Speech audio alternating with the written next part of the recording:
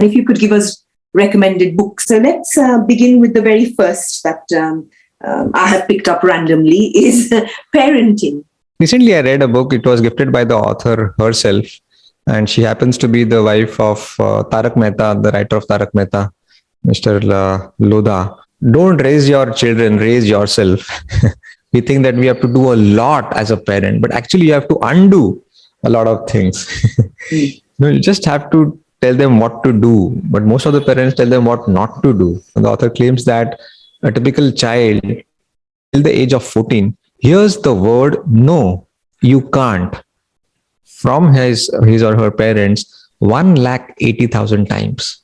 So yeah, I recommend that book. Don't raise your children, raise yourself. Okay, relationships. Oh, all-time favorite, Men Are From Mars and Women Are From Venus by John Gray. It's such an epic that after reading that book, divorced couples have again remarried to each other, realizing their mistakes. See the power of a book. Moving on to your area, finance. Now I'm an outdated chartered accountant. I think Warren Buffett has written wonderful books. The Snowball Effect, where he talks about the power of compounding. Warren Buffett made his billions of dollar net worth only at the age of 63. Even if he started his first investment at the age of 7. So look at the time span that we are considering. Compounding effect is tremendous. Recently, a young guy has written his first book and it has blew my mind. It is now a New York Times bestseller. A very hot book in America right now. The Psychology of Money by Morgan Housel. I would like to quote one of the lines from it. Wealth is income not spent. We exaggerate about making money or earning money, but we talk too little about keeping the money. Any recommendation for careers? How to choose your career or how to make your... Yes, 100%. Although now, see, career is an outdated phenomena, I believe.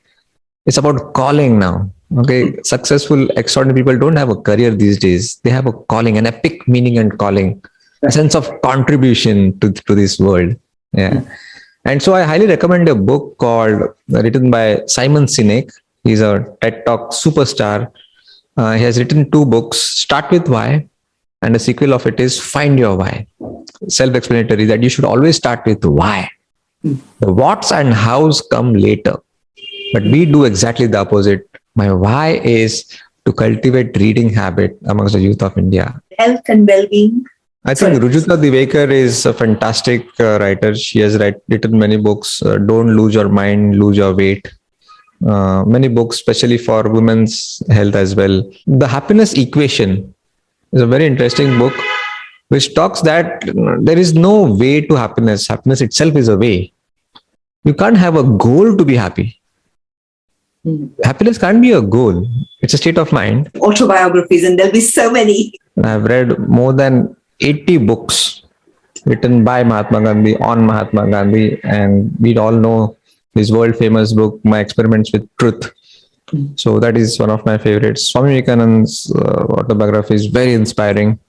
Even Martin Luther King Jr., he borrowed many ideas. He took the idea of non-violence from Mahatma Gandhi. They are timeless epics, and you just pick up and read and you get inspired. Yeah.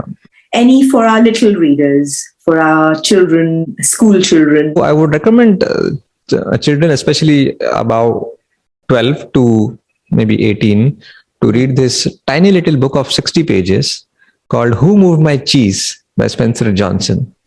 A very fantastic book which talks about change. When I say that if I'm not reading, I'm not changing.